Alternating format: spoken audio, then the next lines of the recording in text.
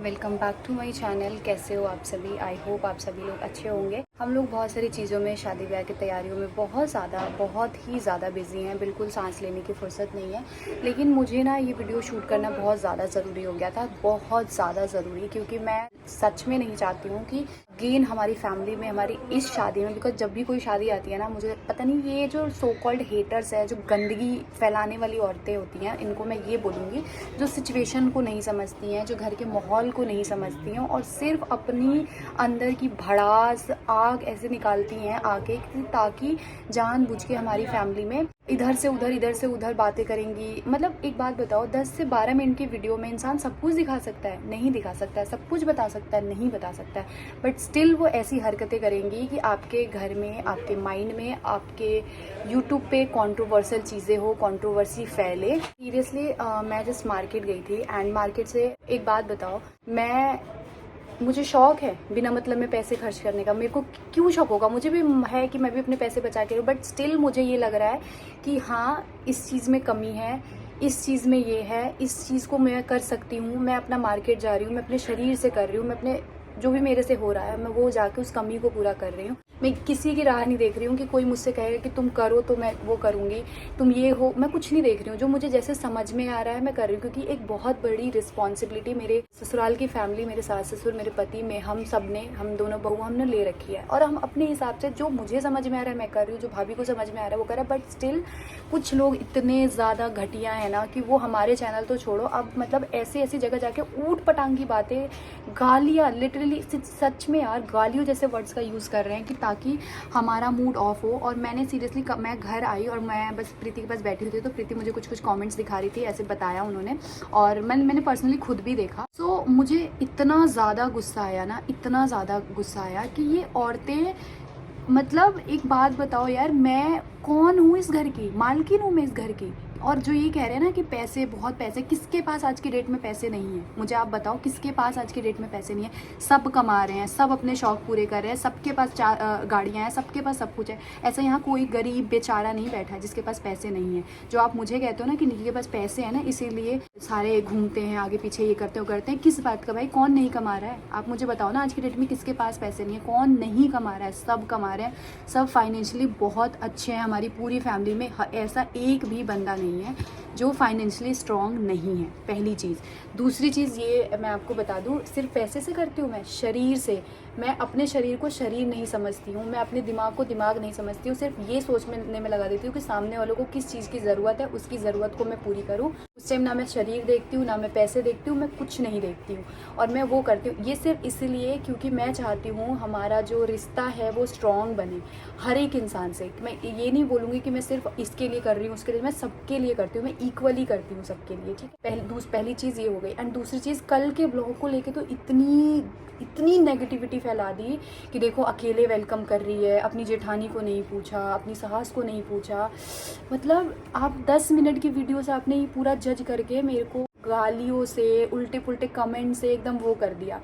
कल हमारे घर पे मैं सबसे पहले सुबह, मेरी सास और मेरी मौसी सास निकले मार्केट के लिए, सबसे पहले, सबसे सुबह। उसके बाद मैं निकली। मुझे नहीं पता था कि मेरी सास कहीं जाने वाली है, ठीक है। भाभी को नहीं पता था कि मैं कहीं जाने वाली हूँ, मुझे नहीं पता था कि भाभी कहीं जाने वाली है। हम तीनों चारों का आपस में कुछ नहीं था, क्योंकि आजकल सिचुएशन ऐसी हो रही है, जब जिसको जो समझ में आ रहा है कि ये चीज़ कम हुआ है, ये चीज़ ज़्यादा हुआ है, वो अपने हिसाब से जा रहा है, ला रहा है, खरीद रहा है, कर रहा है, जिस हिसाब से जैसे हो रहा है वो कर रहा है। मैं ये सिर्फ वीडियो, इन सारे अभी तक जो चीज़ें हुई हैं ना, मैं इसको यहाँ क्लियर करती हूँ, क्योंकि यहाँ से मैं नहीं चाहती कि एक बेटी की शादी ना आप लोगों की वजह से ख़राब हो, आप जैसे घटिया लोगों की वजह से ख़राब हो, और उसके मन में थोड़ी सी भी 1% भी गंदगी आए और आप गंदगी करो, ठीक है। हमें बहुत अच्छे से पता है किसको कहाँ इंपॉर्टेंस देनी है, किसको कहाँ नहीं देनी है। और मुझे ना छोटे बड़े की बहुत अच्छे से लिहाज है कि कहाँ मेरा बड़ा क्या करेगा और कहाँ छोटा क्या करेगा।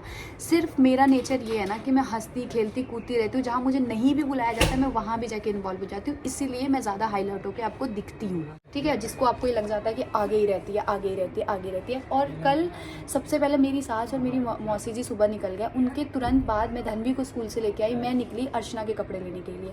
उसके थोड़ी देर बाद भाभी निकली क्योंकि उनको उनके मायके कार्ड देना था। एक दिन पहले मैं अपने मायके कार्ड दे के आ चुकी थी, मैं खुद गई थी अपने मायके, क्योंकि हमारे घर पर इस टाइम कौन जाएगा। आपको क्या लगता है कि उनके मायके मेरे सास ससुर जाएंगे, मेरे मायके तो वो और चीज़ें कैसे मैनेज करेंगे, आप मुझे खुद बताओ। तो मैं अपने मायके जाके कार्ड दे के आई, वो अपने मायके जाके, उनका कब प्लान बना वो मुझे नहीं पता था। हम में से किसी को ये बात नहीं पता था कि प्रीति 16 को प्रीति 15 को आएंगी। हम सबको ये पता था कि प्रीति 16 को आएंगी, लेकिन क्योंकि सामान ये इतना सारा हो गया था जो प्रीति को लेके आना था, तो वो एक दिन में आना पॉसिबल नहीं था। तो ये डिसाइड हुआ था कि आधा सामान आज आ जाएगा, आधा सामान कल आ जाएगा। इस चक्कर में प्रीति का प्लान बना मम्मी से डिस्कस करके कुछ, क्योंकि कुछ लेन देन की चीज़ें ऐसी थी जो जल्दी देखनी थी, फिर कम बेसी होता तो खरीदना था। तो प्रीति का प्लान बना कि वो 15 तारीख को यहाँ पे आएंगी। मुझे कहीं से कहीं नहीं पता है कि प्रीति यहाँ आने वाली है, मैं मार्केट में हूँ। प्रीति ने मुझे फ़ोन किया मेरे पापा का ऑफिस का रूटीन जानने के लिए कि उनका कौन सा शिफ्ट चल रहा है, क्योंकि प्रीति का जो ब्लाउज़ है उसमें कुछ प्रॉब्लम है, सो वो प्रीति को भेजना था। एक मेन रीज़न उनका यहाँ आने का ये था 15 तारीख को, क्योंकि उनका ब्लाउज़ थोड़ा सा ख़राब हुआ है जो उनको ठीक कराना था। और यहाँ से वो वहाँ कौन लेके जाएगा, तो मेरे पापा, क्योंकि मेरे पापा का ऑफिस पास में है। मैं बहुत प्यार से आराम से क्लियरली ये चीज़ें समझा रही हूँ ताकि उनके दिमाग से शायद वो चीज़ें निकल जाए जो कुछ लोग लेके बैठे हुए हैं। तो इसलिए वो यहाँ आई कि वो ब्लाउज़ चला जाए मेरे घर, यहाँ से मेरे पापा को दे, क्योंकि पोर्टर के एक बार का कम से कम 400-500 रुपये लग जा रहा है, और वो कोई समझदारी का काम नहीं है कि एक ब्लाउज़ जाने आने में इतने पैसे खर्च करो। तो ये उनका प्लान बना। अगर मुझे पहले से पता होता कि प्रीति आने वाली है, तो क्या मैं जो पूजा पे चढ़े हुए अड़हुल के जो फूल होते हैं, क्या मैं उससे वेलकम करती? क्या हम वैसे फूल वूल अच्छे से माला वगैरह मंगा के वेलकम नहीं करते? अगर हमें पहले से डिसाइड था, हमें ये पता था वो 16 को आएंगी, तो हमें ये था कि चलो 15 को शाम तक जाके या 16 को सुबह चीज़ें ले आएंगे। वेलकम तक का था मन में कि करेंगे, सब लोग पूरा परिवार मिलके करेंगे। मैंने तो ढोल तक का सोचा था कि ढोल वोल से करेंगे, बट वो चीज़ें नहीं हो पाई क्योंकि प्रीति का सडन प्लान बना यहाँ आने का। ठीक है, पहली चीज़ ये मैंने आपको क्लियर कर दी। जो जिनको ये लग रहा है ना कि मैं अकेले ही वेलकम कर दिया, मैंने घर में किसी को नहीं पूछा, घर में कोई भी बंदा अवेलेबल नहीं था। सिर्फ 10 मिनट पहले मैं घर में आई थी और अर्चना घर में आए थे, उसके अलावा और कोई घर में नहीं था। और हमने नॉर्मल जो पूजा रूम में चढ़े हुए फूल थे उससे उनका वेलकम कर दिया। सोचिए इतना भी टाइम नहीं था कि हम वो चीज़ ऑर्डर करके मंगा पाए, और मिल भी नहीं रहा था, और आसपास मार्केट जा पाए। पहली चीज़। दूसरी चीज़ ये कि जो रात को हुआ ना कि उपटन का, मंगलवार का दिन था जिस दिन सरसों नहीं भूनते हैं, सरसों नहीं भूनते हैं, जिसकी वजह से मम्मी ने ये बोला कि बेसन को घोल के लगा दो। और रात के बज चुके थे 10 या 10:30 हो चुके थे। तो प्रीति ने भाभी को फ़ोन किया, भाभी ने बोला कि उनको टाइम लगेगा। तो टाइम लगेगा तो जो ये रस्म होता है, आप अगर जिस दिन से शुरू हो गया उस दिन आप गैप नहीं कर सकते हो, प्लस 12 बजे से आपको पहले लगाना होता है। तो हमें लगा मैं तो कहीं इन्वॉल्व भी नहीं हूँ इन सारी चीज़ों में, कहीं से कहीं इन्वॉल्व नहीं हूँ। मैं तो अपने किचन के खाना में लगी थी, किचन के काम में लगी थी। मुझे कुछ नहीं पता था कि उपटन कब लगना है, कब नहीं लगना है, क्या करना है, क्या नहीं करना है। जब सब लोग जाके एक जगह बैठे, मैं भी आके वहाँ बैठ गई। ना मुझे कोई पर्सनली बुलाने गया कि आओ जी यहाँ बैठो, ना मैं ऐसा कुछ था। मुझे लगा सब बैठे हैं, मैं बैठ गई। मम्मी ने मुझे बोला बेसन घोलने के लिए, मैं गई, मैंने बेसन घोला। मुझे पता नहीं था क्या घोलते हैं कैसे, तो मैंने मम्मी से पूछ के घोला। फिर क्या हुआ, वो बेसन जो है वो टाइट होने लग गया, जमने लग गया, पपड़ी सी बनने लग गई। तो फिर ये हुआ कि यार इसको लगाना पड़ेगा, वरना ये इतना वेस्ट हो जाएगा, और गैपिंग नहीं देते हैं। और ऐसा नहीं है कि वो कोई हल्दी फंक्शन हो गया, वो उपटन है गाइस, वो प्रीति के घर से ही शुरू हो गया था, और वो रोज़ लगेगा, आज भी लगेगा। ऐसा नहीं है कि वो कल ही लगा था और वो आ गया कि मैंने अपने से करा लिया। क्यों भाई, पूजा को मैंने उपटन नहीं लगाया है, और मुझे भी पता है कि ये रोज़ लगने वाली चीज़ें, तो चलो आज नहीं हो पाया तो कल हो जाएगा, कल नहीं हो पाया परसों हो जाएगा। तो इसमें ना ये, और जहाँ मैं इन्वॉल्व भी नहीं हूँ भाई, कहीं से कहीं मुझे नहीं पता, बड़े डिसीजन ले रहे हैं कि सरसों भूनना है नहीं भूनना, उपटन लगाना है नहीं लगाना। प्रीति ने पर्सनली भाभी को फ़ोन किया, उन्होंने बोला कि उनको थोड़ा सा टाइम लग जाएगा, तो वो हुआ। और दूसरी रीज़न ये था कि सबको जल्दी जल्दी से उपटन वगैरह लगा के, जो जितना ही आप देख रहे हो ना सामान, ये सब कुछ साजना था, और जो रात में ही देखना था कि घटल बढ़ल क्या है, फिर नया चीज़ें आज खरीद के लाके इसमें ऐड ऑन करना था। सो ये सारी चीज़ें हुई, और इन सब का विलन कौन बना? मैं। विलन बन गई हूँ मैं, कि मैंने ही ये किया, मैंने ही वो किया, और ये मुझे पता है पूरी शादी चलेगा, पूरी शादी मेरे साथ ये चलेगा। तो मैं इस चीज़ के लिए यूज़ टू हो चुकी हूँ, बट मैंने इस चीज़ को सोचा कि क्लियर कर दूँ कि ताकि कोई कन्फ्यूजन ना रहे। और हर छोटी बड़ी चीज़ें जो भी दिखेगा ना वो सब किस पे फूटता है, मेरे पे, क्योंकि मैं इस घर की छोटी हूँ और हर चीज़ में मैं इन्वॉल्व रहती हूँ, खुद से ही हंसती बोलती सबसे मजाक करती रहती हूँ, अपना जो समझ में आता है करती रहती हूँ। और मेरे में कमी ये है कि मैं देखती रहती हूँ क्या घटा है क्या बढ़ा है, तो मैं ये ला दूँ, मैं ये कर दूँ, मैं वो कर दूँ। ये मेरे में सबसे बड़ी कमी है, जिसकी वजह से मैं शायद ज़्यादा आ जाती हूँ, पिस जाती हूँ, और आप लोग मुझे इतना सुना देते हो। और मेरे को गुस्सा इसलिए आता है ना कि मैं बहुत कुछ बोलना चाहती हूँ, बट मैं बोलूँगी शादी निपटने के बाद बोलूँगी। अभी मैंने बहुत सारी चीज़ें गुस्से में दिमाग में चल रही है।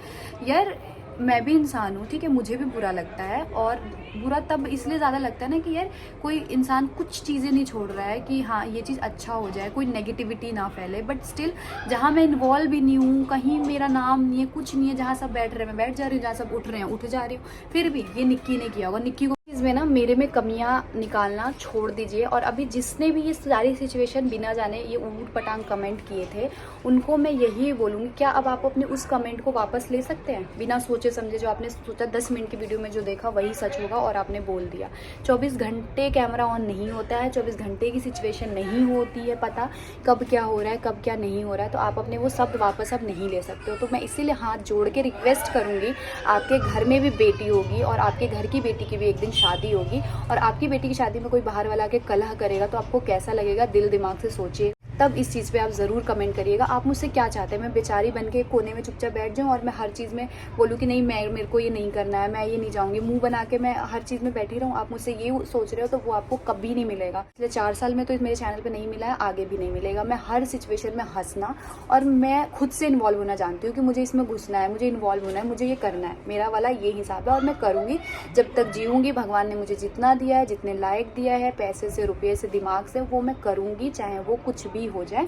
छोटा सा था जो भी था, पता नहीं क्या था, बस ये चीज़ें थी जो मुझे क्लियर करनी थी। अब आप लोग ब्लॉग देखना, एंजॉय करना, और मैं प्लीज़ उम्मीद करूँगी किसी की बेटी की शादी में ना कलह मत डालिए, प्लीज़ मत डालिए।